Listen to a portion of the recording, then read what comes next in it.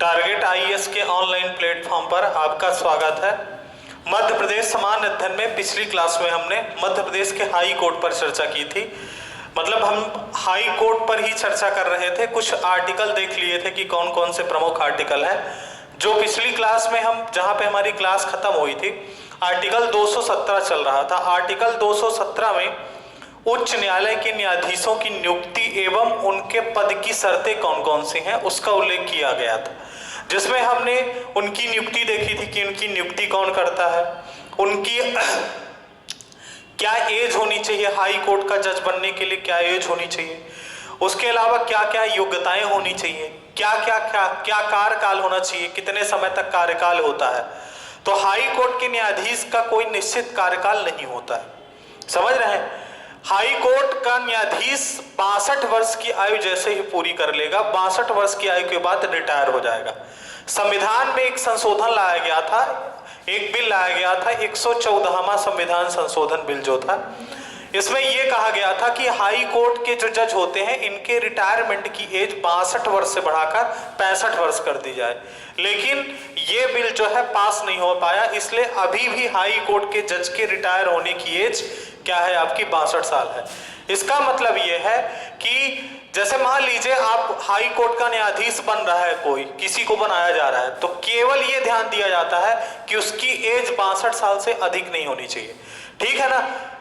उसके बाद एक लास्ट चीज पर हमने चर्चा की थी कि अगर हाई कोर्ट के जज के न्यायाधीश को हटाना है तो कैसे कैसे तरीके से हटाया जाता है, जिसको हम कहते हैं पद मुक्ति। ये भी आर्टिकल 217 का ही भाग है, जिसको कहते हैं पद मुक्ति या रिमूवल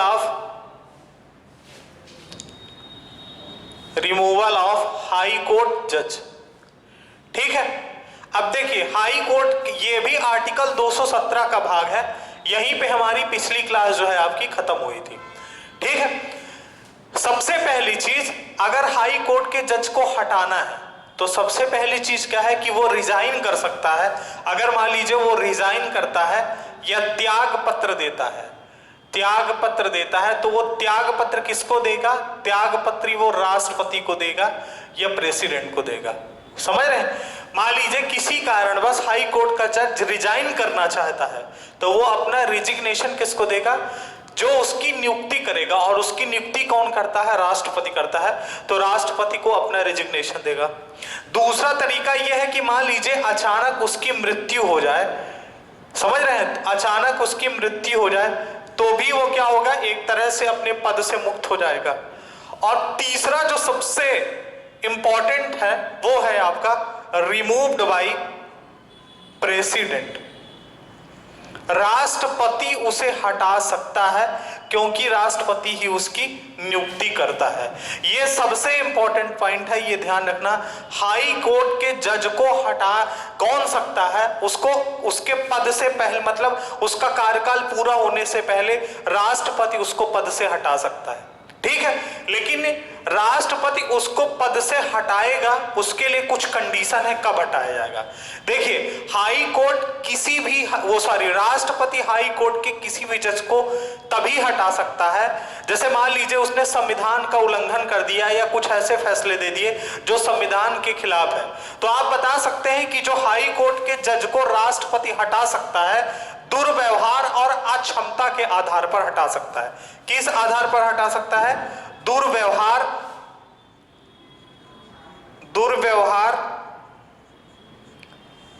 एवं अक्षमता के आधार पर, अक्षमता के आधार पर दुर्व्यवहार एवं अक्षमता के आधार पर हाई कोर्ट के जज को जो राष्ट्रपति है वो क्या कर सकता है, हटा सकता है। लेकिन एक चीज समझते हैं, देखिए रिमूव्ड बाय प्रेसिडेंट मतलब इसको हटा सकता है राष्ट्रपति, लेकिन राष्ट्रपति इसको हटाएगा कब, इसके लिए एक प्रोसीजर होता है जिसको हम जानते हैं महाभियोग के नाम से, महाभियोग,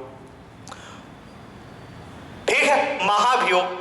अब ये जो देखिए इसके नाम के आगे ही महाभियोग लगा है, मतलब ये कोई एक बड़ा प्रोसीजर है जिसके आधार पर हाई कोर्ट के जज को राष्ट्रपति हटा सकता है। जो महाभियोग का कॉन्सेप्ट होता है ये अमेरिका के संविधान से लिया गया है या अमेरिका से लिया गया है, महाभियोग का कॉन्सेप्ट है। उच्च न्यायालय के न्यायाधीश को उसी प्रकार से हटाया जा सकता है जिस प्रकार सुप्रीम कोर्ट के न्यायाधीश को हटाया जा सकता है। सुप्रीम कोर्ट के न्यायाधीश को हटाने का उल्लेख आर्टिकल 124 के उपखंड 4 में किया गया है। उसमें भी यह लिखा हुआ है कि सुप्रीम कोर्ट के न्यायाधीश को महाभियोग के आधार पर हटाया जा सकता है।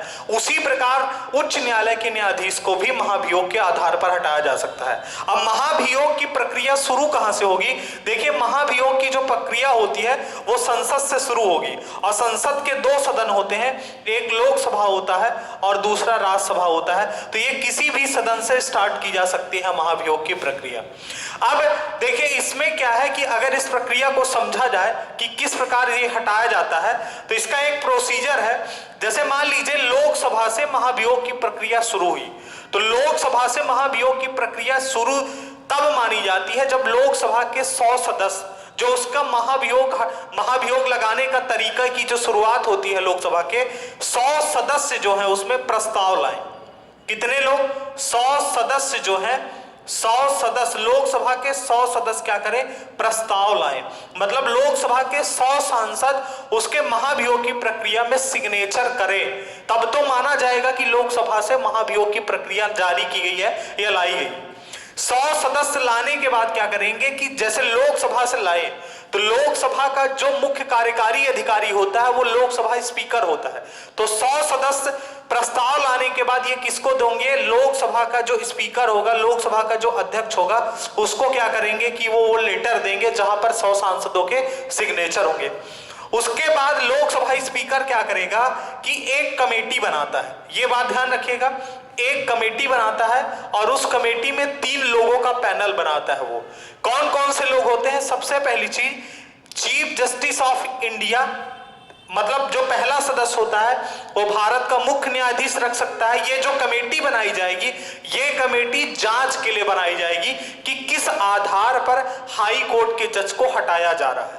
समझ रहे हैं? हाई कोर्ट के जज को किस आधार पर हटाया जा रहा है, इसकी जांच करेगी और प्रूव करना पड़ेगा कि भाई इसको इस आधार पर हटाना जा रहा है तो ये सही है कि गलत है। इसकी जांच के लिए कमेटी बनाई जाएगी। इसमें पहला जो सदस्य होगा वो भारत का मुख्य न्यायाधीश होगा या अदर जस्टिस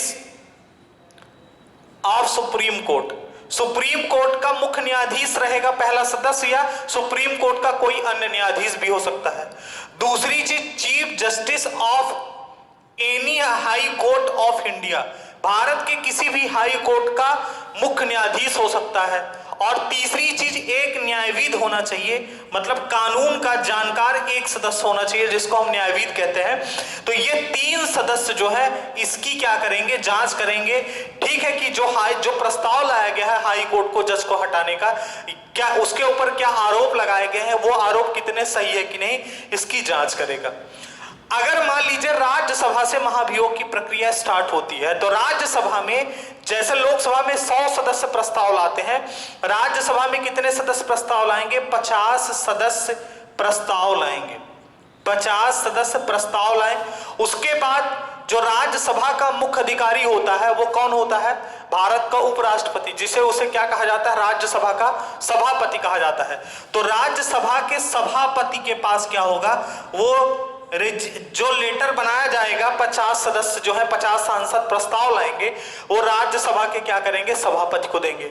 उसके बाद राज्यसभा का सभापति भी क्या करेगा? एक कमेटी बनाएगा और उस कमेटी में क्या करेंगे? यही उस कमेटी में भी जो सदस्य होते हैं यही 3 लोग होते हैं जो यहाँ पर होते हैं। तो आप ये कह लीजिए कि लोकसभा स्पीकर कमेटी में जिन सदस्यों को रखता है, राज्यसभा से जब आएगा तो राज्यसभा का सभापति भी क्या करेगा? या चीफ जस्टिस ऑफ इंडिया को रखेगा पहला सदस्य, सुप्रीम कोर्ट के किसी जज को रख देगा। दूसरा, भारत के किसी भी हाई कोर्ट के चीफ जस्टिस को रख सकता है। और तीसरा क्या कर सकता है? वो किसी कानून के जानकार को, न्यायविद को रख सकता है। ये कमेटी क्या करेगी, ये कमेटी क्या करेगी कि जो उसके ऊपर आरोप लगे रहेंगे कि किस आधार पर हाई कोर्ट के जज को हटाया जाएगा, उसकी जांच करेगी। जांच करने के बाद जब ये कमेटी जांच कर लेगी तो जांच करने के बाद क्या होगा कि ये जो बिल है, मतलब ये जो बिल लाया गया है वो सीधे कहां चला आएगा, संसद में चला आएगा। कहां आएगा, संसद में।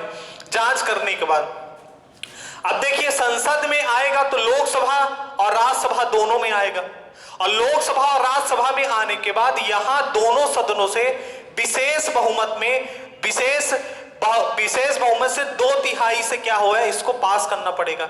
समझ रहे हैं। और एक चीज और ध्यान रखना है, जो महाभियोग की प्रक्रिया के लिए बिल लाया जाता है, जब वो संसद में आता है, कमेटी जब जांच कर लेती है, जांच करने के बाद जब वो संसद में लौटेगा तो लोकसभा तथा राज्यसभा में उसे विशेष बहुमत से 2/3 बहुमत से पास करना पड़ेगा, और उसी सत्र में पास करना पड़ेगा। ये ध्यान रखना पड़ेगा, उसी सत्र में पास करना पड़ेगा। जैसे मान लीजिए कोई भी सत्र चल रहा है, जैसे मानसून सत्र चल रहा है, समझ रहे हैं, तो मानसून सत्र में ही उसे पास करना पड़ेगा। जिस सत्र में लाया जाएगा उसी सत्र में उसको पास करना पड़ेगा। ऐसा नहीं कि बिल अभी ला दिया गया और पास किसी दूसरे सत्र में हो रहा है तो वो बिल जो है वहां से खारिज समझा जाएगा। तो उसी सत्र में पास होना चाहिए, ये बात ध्यान रखिएगा, उसी सत्र में पास होना चाहिए। वहां से पास होने के बाद जब यहां से बिल पास हो जाएगा तो किसके पास जाएगा, राष्ट्रपति के पास जाएगा, और जो आरोप उसके ऊपर लगे हुए हैं अगर वो आरोप सिद्ध होते हैं तो राष्ट्रपति क्या करेगा, उसे पद से क्या करेगा, हटा देगा। राष्ट्रपति क्या करेगा, उसे पद से हटा देगा। लेकिन आप सोचिए ये प्रक्रिया कितनी जटिल है। जटिल प्रक्रिया क्यों है, क्योंकि सबसे पहली चीज जब शुरुआत मान लीजिए लोकसभा से की जाती है या राज्यसभा से की जाती है तो 100 सांसदों के सिग्नेचर के साथ लोकसभा से स्टार्ट होगी और 50 सांसदों के सिग्नेचर के बाद राज्यसभा से स्टार्ट होगी। लोकसभा स्पीकर के पास यहां पर पावर होती है।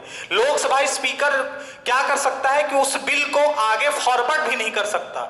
लोकसभा स्पीकर को अगर मान लीजिए लोकसभा के 100 सदस्य देते हैं महाभियोग लगाने के लिए उच्च न्यायालय के न्यायाधीश के ऊपर, तो यहां पर लोकसभा स्पीकर क्या कर सकता है कि अगर मान लीजिए उसे लगता है कि ये आरोप जो है ये आरोप जो लगाए गए हैं वो झूठे आरोप हैं, किस आधार पर इसको हटाया जा रहा है, जो आरोप लगे हैं उसको हटाने के वो झूठे हैं, तो लोकसभा स्पीकर कमेटी ही नहीं बनाएगा। अगर लोकसभा स्पीकर कमेटी बनाएगा मतलब यह है कि कुछ न कुछ उसमें जांच का विषय है, और जो कमेटी में 3 प्रकार के सदस्य रखे जाएंगे। ये सदस्य क्या करेंगे, ये सदस्य जांच करेंगे कि जो आरोप लगे हैं वो सही है कि नहीं है।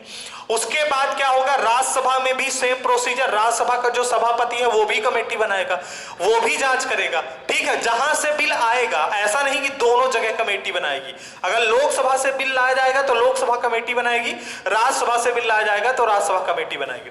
उसके बाद फिर जब जांच हो जाएगी, जांच होने के बाद फिर से संसद में वापस जाएगा, और वापस जाने के बाद जब संसद में विशेष सदन में यह विशेष प्रस्ताव से 2/3 बहुमत से पास होगा, और 2/3 बहुमत से पास होने के बाद फिर ये राष्ट्रपति के पास जाएगा, और जो उसके ऊपर आरोप लगे हैं अगर वो सिद्ध होते हैं तो राष्ट्रपति उसे क्या कर देगा, हटा देगा।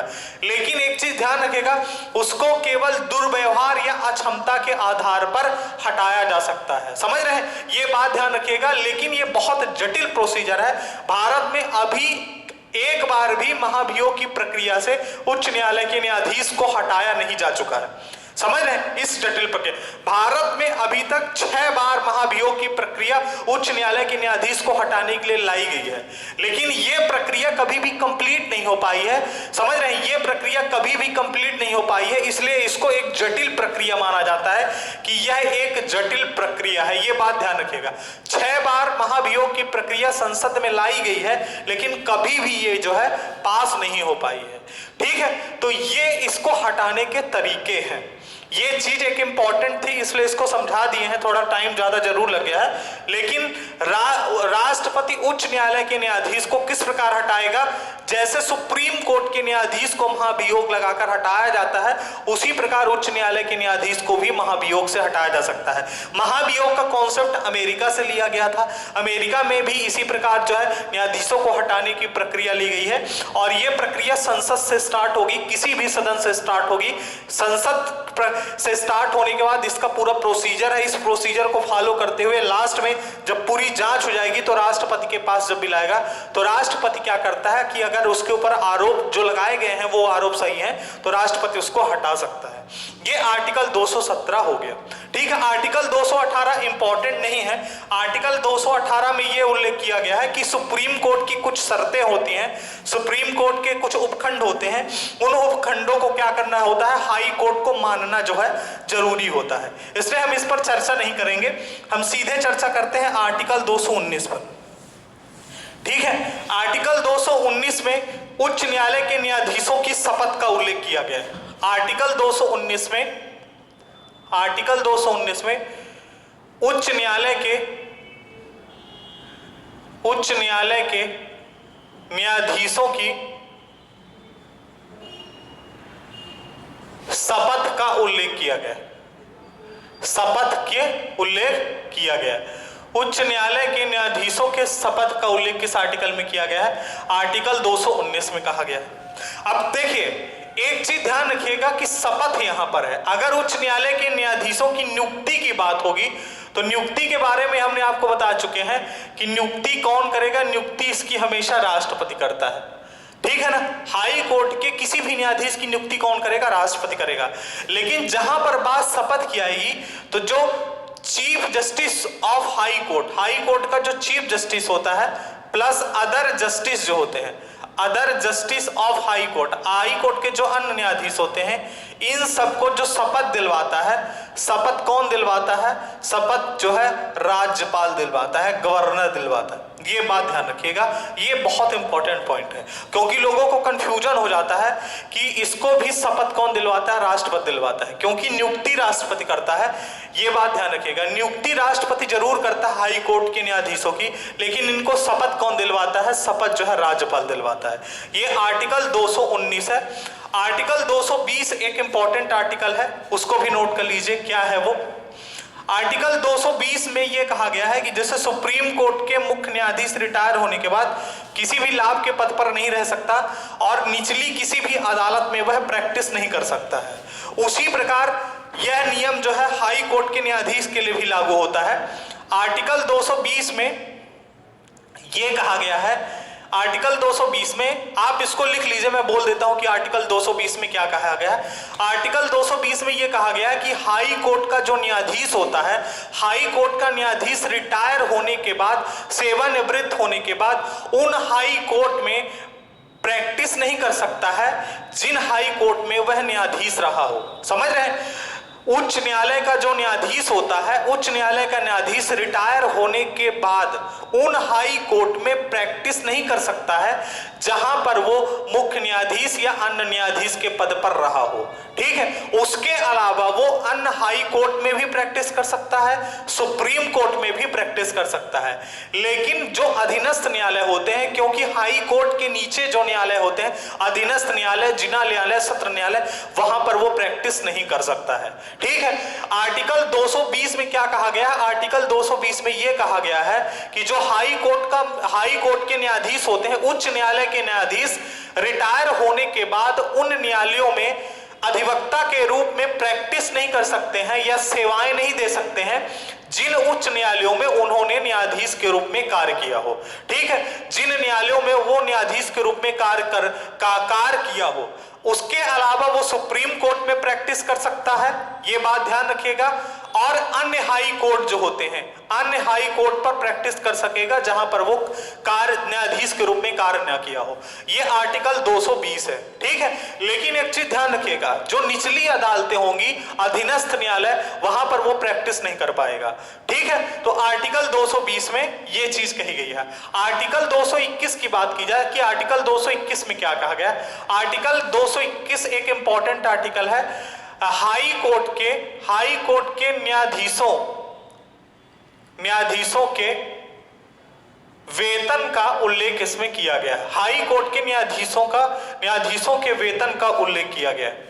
ठीक है, अब यहां पर दो चीजें हमें समझना है, ये एक इंपॉर्टेंट आर्टिकल है। देखिए, हाई कोर्ट के न्यायाधीश में एक चीज ध्यान रखिएगा कि हाई कोर्ट के न्यायाधीश को जो सैलरी दी जाती है, सैलरी जब तक वो नौकरी में रहते हैं जब उन्हें सैलरी दी जाती है वो राज्य की संचित निधि से दी जाती है, राज्य की संचित निधि से दी जाती है, राज्य की संचित निधि से दी जाती है।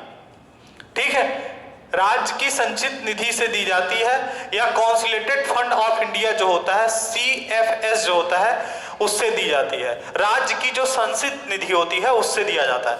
लेकिन एक चीज ध्यान रखिएगा, मान लीजिए एक न्यायाधीश जो है, मान लीजिए एक राज्य के उच्च न्यायालय का मुख्य न्यायाधीश को दूसरे राज्य का भी प्रभार दिया गया है, मुख्य न्यायाधीश का।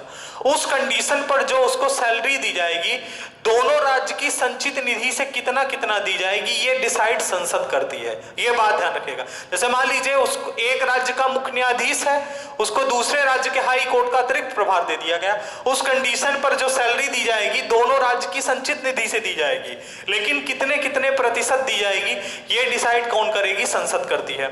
दूसरी चीज, अगर उसके आप बात करें कि पेंशन उसको कहां से मिलेगी रिटायर होने के बाद, तो अगर पेंशन की बात किया जाए तो जब वो रिटायर हो जाएगा तो उसको जो पेंशन मिलेगी वो पेंशन कहां से मिलेगी, भारत की संचित निधि से मिलेगी। भारत की संचित निधि से उसको पेंशन दी जाएगी, भारत की संचित निधि से उसको पेंशन दी जाएगी, या आप लिख सकते हैं CFI।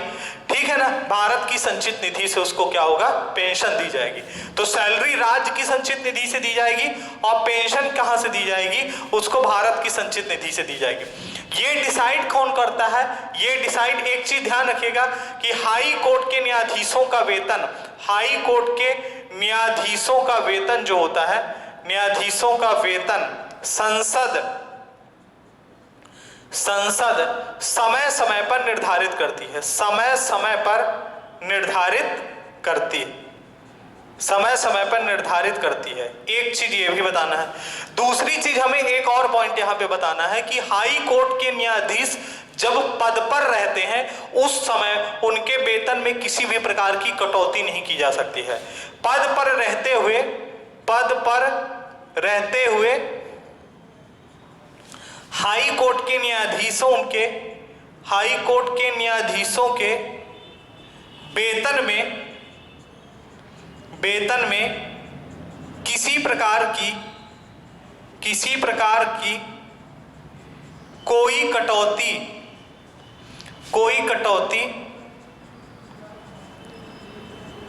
नहीं की जा सकती।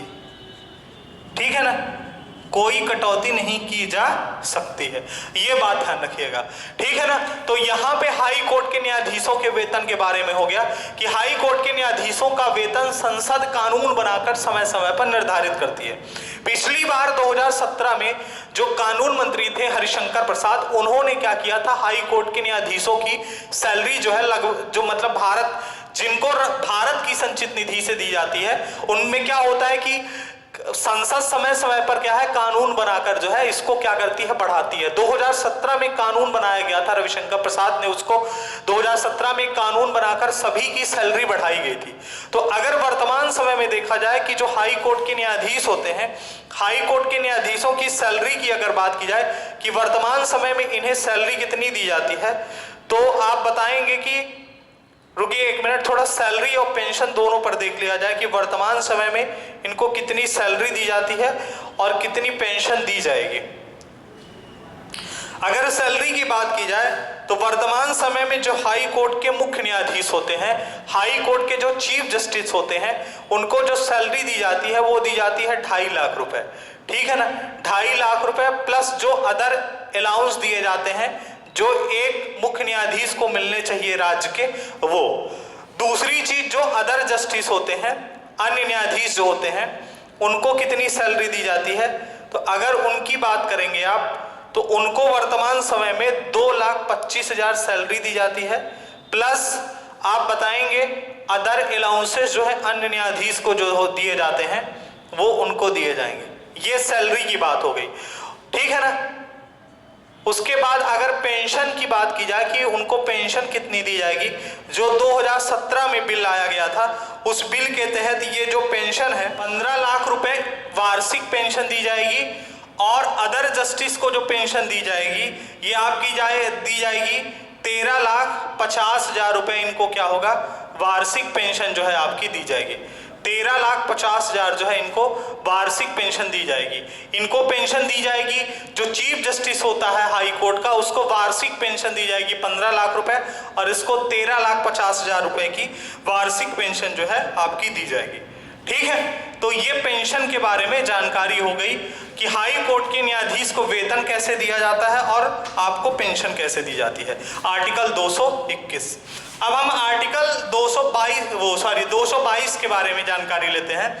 देखिए क्या होता है कि मान लीजिए हाई कोर्ट के मुख्य न्यायाधीश का पद रिक्त हो गया, या किसी कारणवश हाई कोर्ट का मुख्य न्यायाधीश उपस्थित नहीं है, उस कंडीशन में एक कार्यकारी मुख्य न्यायाधीश की नियुक्ति की जाती है। ठीक है ना, तो आर्टिकल 223 में कार्यकारी मुख्य न्यायाधीश का उल्लेख किया गया है। ठीक है, कार्यकारी मुख्य न्यायाधीश का उल्लेख किया गया है। मुख्य न्यायाधीश का पद रिक्त हो जाने पर राष्ट्रपति उच्च न्यायालय के किसी भी न्यायाधीश को कार्यवाहक मुख्य न्यायाधीश नियुक्त कर सकता है। ठीक है, आर्टिकल 222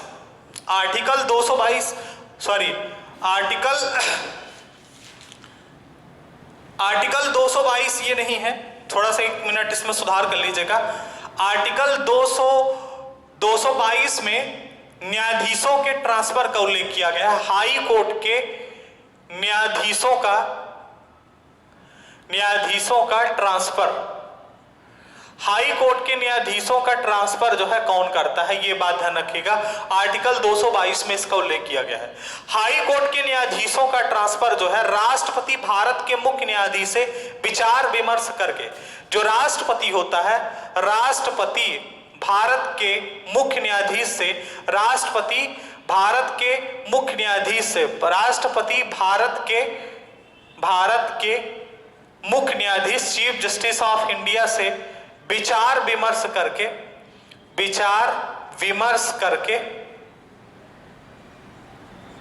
ठीक है, विचार विमर्श करके ट्रांसफर कर सकता है। ठीक है ना, जैसे मान लीजिए एक राज्य के हाई कोर्ट को दूसरे राज्य के हाई कोर्ट में ट्रांसफर करना है, तो ये अधिकार किसको दिया गया है, राष्ट्रपति को। राष्ट्रपति भारत के chief justice of India, Bharat के मुख्य न्यायाधीश से विचार विमर्श करने के बाद एक हाई कोर्ट के न्यायाधीश को दूसरे हाई कोर्ट के न्यायाधीश पर क्या होता है, ट्रांसफर कर सकता है। ठीक है, ये आर्टिकल जो है 222 है। आर्टिकल 223 में क्या उल्लेख किया गया है, आर्टिकल 223 में कार्यकारी मुख्य न्यायाधीश का उल्लेख किया गया है। कार्यकारी मुख्य न्यायाधीश का उल्लेख किया गया है, मुख्य न्यायाधीश का उल्लेख किया गया है। आर्टिकल 223 में कार्यकारी मुख्य न्यायाधीश का उल्लेख किया गया। देखिए क्या होता है कि मान लीजिए हाई कोर्ट में मुख्य न्यायाधीश का पद रिक्त है, ठीक है ना, या मान लीजिए सरकार, राष्ट्रपति किसी कारणवश मुख्य न्यायाधीश की नियुक्ति नहीं कर पाया है, उस कंडीशन पर क्या होता है कि राष्ट्रपति क्या करता है कि उस कंडीशन पर राष्ट्रपति जो है, राष्ट्रपति उच्च न्यायालय के किसी भी न्यायाधीश को कार्यवाहक मुख्य न्यायाधीश नियुक्त कर सकता है। ठीक है, आप नोट कर लीजिए यहां पर कि कार्यकारी मुख्य न्यायाधीश की नियुक्ति कौन करता है, तो आप लिख लीजिएगा, इस पे मैं लिख नहीं रहा हूं, मैं बोल रहा हूं, लिखिए। हाई कोर्ट में मुख्य न्यायाधीश का पद रिक्त हो जाने पर, हाई कोर्ट में मुख्य न्यायाधीश का पद रिक्त हो जाने पर राष्ट्रपति जो है, राष्ट्रपति उच्च न्यायालय के किसी भी न्यायाधीश को कार्यकारी मुख्य न्यायाधीश नियुक्त कर सकता है। उच्च न्यायालय के किसी भी न्यायाधीश को कार्यकारी मुख्य न्यायाधीश नियुक्त कर सकता है, ये बात ध्यान रखिएगा। ठीक है ना, कौन नियुक्त करेगा, आपका राष्ट्रपति नियुक्त करेगा। उसके बाद आर्टिकल 224 में क्या उल्लेख किया गया, आर्टिकल 224 में अपर न्यायाधीश या अतिरिक्त न्यायाधीश का उल्लेख किया गया। अपर न्यायाधीश या अतिरिक्त न्यायाधीश का उल्लेख किया गया, अतिरिक्त न्यायाधीश का उल्लेख किया गया। यह भी एक इंपॉर्टेंट आर्टिकल है। क्या होता है, देखिए, अगर मान लीजिए किसी भी हाई कोर्ट में अचानक काम बढ़ गया, किसी भी हाई कोर्ट में अचानक काम बढ़ गया, या आप ये कह लीजिए कि किसी भी हाई कोर्ट में बहुत सारी फाइल पेंडिंग पड़ी हुई है, पता चला कि न्यायाधीशों की कमी हो रही है, उस कंडीशन पर क्या होता है कि राष्ट्रपति क्या करता है कि मिनिमम 2 वर्षों के लिए अपर न्यायाधीश या अतिरिक्त न्यायाधीश की नियुक्ति कर सकता है, लेकिन उन व्यक्तियों की ही नियुक्ति करेगा जो हाई कोर्ट का न्यायाधीश बनने की योग्यता रखते होंगे। ये बात ध्यान रखिएगा। अपर न्यायाधीश या अतिरिक्त न्यायाधीशों की नियुक्ति क्या होती है कि उच्च न्यायालय के कार्यों में वृद्धि हो जाने अथवा पहले से मामले लंबित होने पर राष्ट्रपति भारत के मुख्य न्यायाधीश से विचार विमर्श करके ऐसे व्यक्ति को उच्च न्यायालय के न्यायाधीश बनने की योग्यता रखते हो, ऐसे व्यक्ति जो उच्च न्यायालय का न्यायाधीश बनने की योग्यता रखते हो 2 वर्षों के लिए उच्च न्यायालय के अतिरिक्त न्यायाधीश के रूप में नियुक्त किया जा सकता है। यह बात ध्यान रखिएगा, ठीक है। आर्टिकल 224 में अपर न्यायाधीश या अतिरिक्त न्यायाधीश के बारे में जानकारी दी गई है कि अगर मान लीजिए किसी भी हाई कोर्ट में बहुत सारे मामले पहले से पेंडिंग पड़े हैं, या आप कह लीजिए कि किसी हाई कोर्ट में अचानक जो है कार्य में वृद्धि हो जाती है, उस कंडीशन पर राष्ट्रपति भारत के मुख्य न्यायाधीश से विचार विमर्श करने के बाद क्या कर सकता है कि 2 वर्षों के लिए ऐसे व्यक्तियों की नियुक्ति कर सकता है जो मुख्य न्यायाधीश, राज्य का मुख्य न्यायाधीश मतलब राज्य के हाई कोर्ट का न्यायाधीश बनने की योग्यता रखते हो, उनको 2 वर्षों के लिए नियुक्त किया जा सकता है। यह आर्टिकल 224 में इसका उल्लेख किया गया है। आर्टिकल 225 में क्या है? आर्टिकल 225 इंपॉर्टेंट आर्टिकल नहीं है, आर्टिकल 226 पर चर्चा करते हैं। आर्टिकल 226 में क्या है कि जिस प्रकार सुप्रीम कोर्ट को रिट जारी करने का अधिकार दिया गया है, उसी प्रकार हाई कोर्ट को भी रिट जारी करने का अधिकार आर्टिकल 226 में दिया गया है, ठीक है ना। हाई कोर्ट भी रिट जारी कर सकता है, रिट जारी या याचिकाएं जारी कर सकता है। यह आर्टिकल 226 में हाई कोर्ट को अधिकार दिया गया है। अब देखिए, हमने पढ़ा हुआ है कि पॉलिटी में कि क्या होता है कि अगर किसी के मौलिक अधिकार का उल्लंघन होता है, ठीक है, तो सुप्रीम कोर्ट क्या करता है कि सुप्रीम कोर्ट 5 प्रकार की रिट जारी कर सकता है। सुप्रीम कोर्ट को अधिकार दिया गया है कि वो 5 प्रकार की क्या करेगा, रिट जारी कर लेगा मौलिक अधिकारों के हनन होने पर। लेकिन हाई कोर्ट में क्या है कि हाई कोर्ट में एक इंपॉर्टेंट चीज ये है कि हाई कोर्ट, जैसे मान लीजिए किसी के मौलिक अधिकार का हनन हो रहा है, उस कंडीशन में हाई कोर्ट 5 प्रकार की रिट तो जारी कर ही सकता है, जो आपने पढ़ी है, बंदी, प्रत्यक्षीकरण, परमादेश, ये जो 5 प्रकार की रिट है। यहां पर हाई कोर्ट उन मामलों में भी रिट जारी कर सकता है जो राज्य सूची, मतलब जो हाई कोर्ट किसी भी राज्य के हाई कोर्ट के अधिकार क्षेत्र में आता है। यह बात ध्यान रखिएगा, इस सुप्रीम कोर्ट और हाई कोर्ट में यही यहां पर अंतर है। सुप्रीम कोर्ट केवल मौलिक अधिकारों के हनन होने पर रिट जारी करता है, समझ रहे हैं, मौलिक अधिकारों का अगर हनन हो रहा है तो सुप्रीम कोर्ट रिट जारी करेगा। लेकिन हाई कोर्ट मौलिक अधिकारों के हनन होने पर रिट तो जारी ही करता है, लेकिन उन मामलों पर भी रिट जारी कर सकता है जो राज्य हाई कोर्ट के अधीन ऐसे मामले आते होंगे। इसका उल्लेख आर्टिकल 226 में किया गया है। अब आप बताएंगे आर्टिकल 227 में, आर्टिकल 227 में यह माना गया है कि उच्च न्यायालय को अपने अधीन आने वाले सभी न्यायालयों का अधीक्षक करने का अधिकार है। आर्टिकल 227 को आप लिख लीजिएगा, एक इंपॉर्टेंट आर्टिकल है। उच्च न्यायालय को आर्टिकल 227 में, आर्टिकल 227 में उच्च न्यायालय को अपने अधीन आने वाले सभी न्यायालयों का अधीक्षक करने का अधिकार है, का अधीक्षक, या आप इंग्लिश में इसको कहते हैं सुपरविजन करने का अधिकार, ठीक है, करने का अधिकार। 2-3 आर्टिकल और बचे हैं, उन पर चर्चा कर लेते हैं जल्दी से। देखिए, आर्टिकल 227 का सीधा सा मतलब यह है कि जैसे मान लीजिए एक हाई कोर्ट है, हाई कोर्ट के नीचे कौन काम करेगा, अधीनस्थ न्यायालय काम करेंगे, समझ रहे हैं। तो क्या होता है कि हाई कोर्ट क्या करता है कि राज्य के अंदर जितनी भी निचली अदालतें होती हैं, जिला न्यायालय होता है, सत्र न्यायालय होता है, राजस्व न्यायालय होता है, इन सब पर सुपरविजन करने का अधिकार होता है। सुपरविजन करने का मतलब यह होता है कि हाई कोर्ट ऊपर से इन सब पर निगरानी कर सकता है।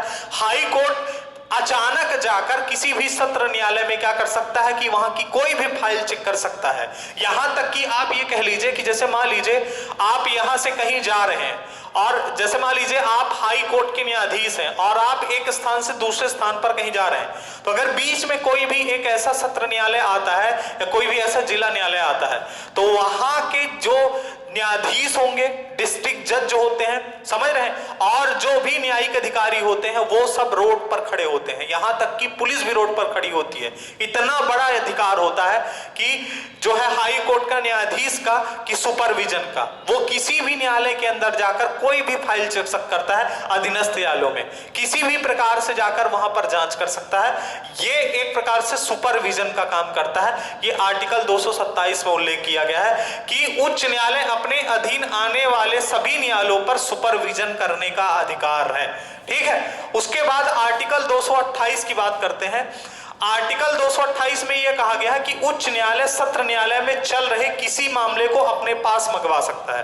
ठीक है, आर्टिकल 227 में यह कहा गया है, आर्टिकल 227 में, आर्टिकल 228 में सॉरी, कि उच्च न्यायालय सत्र न्यायालय में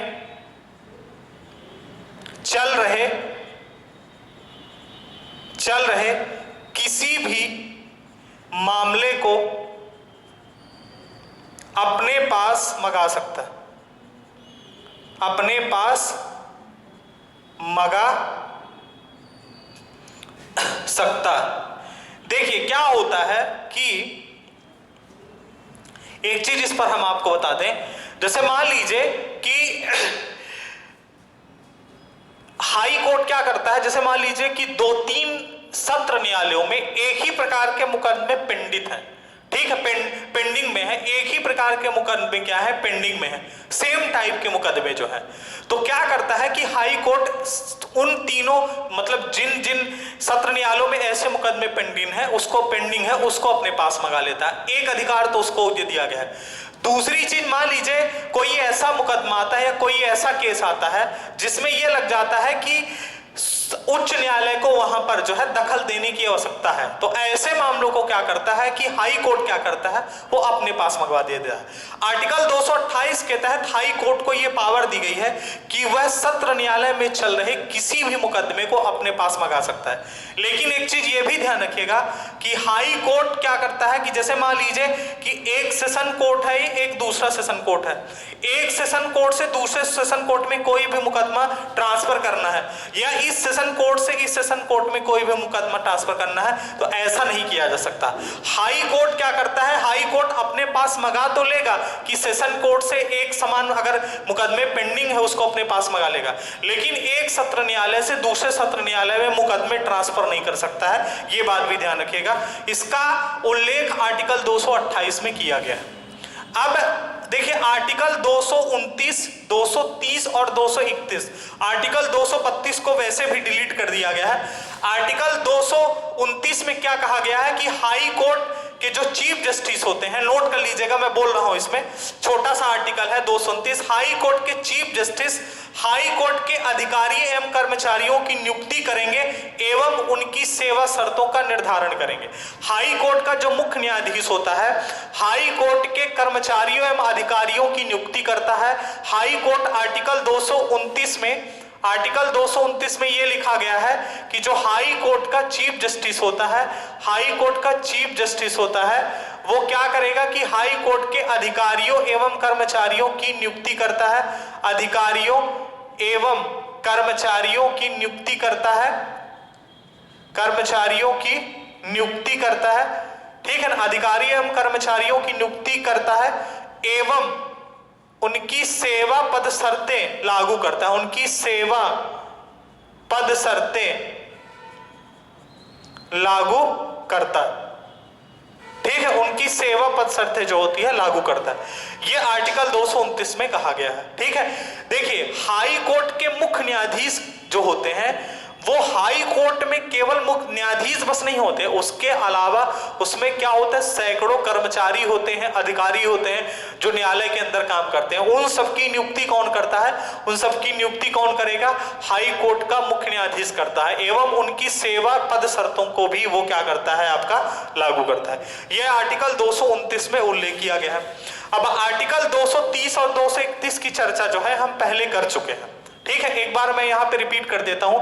जब मैंने आर्टिकल 214 आपको पढ़ाया था तभी हमने बताया था कि आर्टिकल 214 में क्या कहा गया है कि प्रत्येक राज्य में एक हाई कोर्ट होना चाहिए। आर्टिकल 230 और आर्टिकल 231, ठीक है, इन दोनों पर हम चर्चा कर चुके हैं। शुरुआत में जब हमने आर्टिकल 214 पढ़ा था, जो पहला आर्टिकल था हाई कोर्ट से, हमने बताया था कि प्रत्येक राज्य में एक हाई कोर्ट होना चाहिए, ठीक है ना, प्रत्येक राज्य में एक हाई कोर्ट होना चाहिए। लेकिन हम उसमें यह भी बताए थे कि आर्टिकल 231 के तहत यह भी कहा गया था, जो 7वां संविधान संशोधन हुआ था 1956 में, कि 2 या 2 से अधिक राज्यों के लिए एक संयुक्त हाई कोर्ट भी हो सकता है। आर्टिकल 231 में क्या कहा गया था कि 2 या 2 से अधिक राज्यों के लिए एक संयुक्त हाई कोर्ट हो सकता है, संयुक्त हाई कोर्ट हो सकता है। लेकिन यह अधिकार किसको दिया गया है, यह अधिकार जो है संसद को दिया गया है। यह डिसाइड कौन करेगा, यह संसद डिसाइड करेगी कि 2 या 2 से अधिक राज्यों के लिए एक हाई कोर्ट होगा। यह उल्लेख आर्टिकल 231 में कहा गया था। और आर्टिकल 230 में यह कहा गया था कि केंद्र शासित प्रदेशों की जो अधिकारिता होती है वो क्या होता है कि केंद्र शासित प्रदेशों को क्या किया जा सकता है कि किसी राज्य के हाई कोर्ट से अटैच किया जा सकता है, ठीक है ना। जो केंद्र शासित प्रदेश होते हैं, जो यूटीज होती हैं, केंद्र शासित प्रदेश जो होते हैं, केंद्र शासित प्रदेशों को किसी राज्य के, केंद्र शासित प्रदेशों को किसी राज्य के हाई कोर्ट से अटैच किया जा सकता है। या आप ऐसा लिख लीजिए कि केंद्र शासित प्रदेशों की जो अधिकारिता होती है, केंद्र शासित प्रदेशों की अधिकारिता किसी राज्य के हाई कोर्ट को सौंपी जा सकती है। या आप ये कह लीजिए कि किसी भी केंद्र शासित प्रदेश, क्योंकि केंद्र शासित प्रदेश छोटा होता है, तो उसको क्या किया जाएगा कि उसके आसपास जो निकटतम हाई कोर्ट होगा वहां पर उसको क्या किया जा सकता है कि उसको अटैच किया जा सकता है। उस केंद्र शासित प्रदेश की जो आधिकारिकता होती है वो उस राज्य के हाई कोर्ट को क्या कर दी जाती है, सौंप दी जा सकती है, ठीक है। ये आर्टिकल 230 है और ये आर्टिकल 231 है। लेकिन ये सब डिसाइड, यहां पर भी ये अधिकार किसको दिया गया है, यहां पर भी ये अधिकार संसद को दिया गया है कि ये संसद डिसाइड करेगी कि किस केंद्र शासित प्रदेश को किस राज्य के हाई कोर्ट से अटैच करना है, ठीक है। जैसे हमने आपको शुरुआत में बताया ही था कि जैसे बॉम्बे हाई कोर्ट है, बॉम्बे हाई कोर्ट के लिए गोवा के लिए भी बॉम्बे हाई कोर्ट है, महाराष्ट्र के लिए भी बॉम्बे हाई कोर्ट है, दादर नगर हवेली और दमन और दीव के लिए भी कौन है, आपका बॉम्बे हाई कोर्ट है, समझ रहे हैं। चंडीगढ़ के लिए चंडीगढ़ हाई कोर्ट है, हरियाणा के लिए हरियाणा के लिए भी चंडीगढ़ हाई कोर्ट है और पंजाब के लिए भी चंडीगढ़ हाई कोर्ट है। तो ये सब डिसाइड कौन करता है, ये संसद डिसाइड करती है। आर्टिकल 230 और आर्टिकल 231 ही हो गए, ठीक है। यहां से क्या होता है कि हाई कोर्ट से संबंधित महत्वपूर्ण आर्टिकल समाप्त होते हैं। आर्टिकल 232 को डिलीट कर दिया गया है। अब देखिए हमें जो कुछ पढ़ना है, अब थोड़ा सा और पढ़ना है कि हमें अभी जिला और सत्र न्यायालय के बारे में पढ़ना है, जिनको हम अधीनस्थ न्यायालय के नाम से जानते हैं। तो जो अधीनस्थ न्यायालय होते हैं, अधीनस्थ न्यायालय का उल्लेख आर्टिकल 233 से लेकर 237 तक किया गया है। तो हम नेक्स्ट क्लास में अधीनस्थ न्यायालय पढ़ेंगे और मध्य प्रदेश के हाई कोर्ट से संबंधित जो भी जानकारियां हैं उन पर चर्चा करेंगे, ठीक है। धन्यवाद।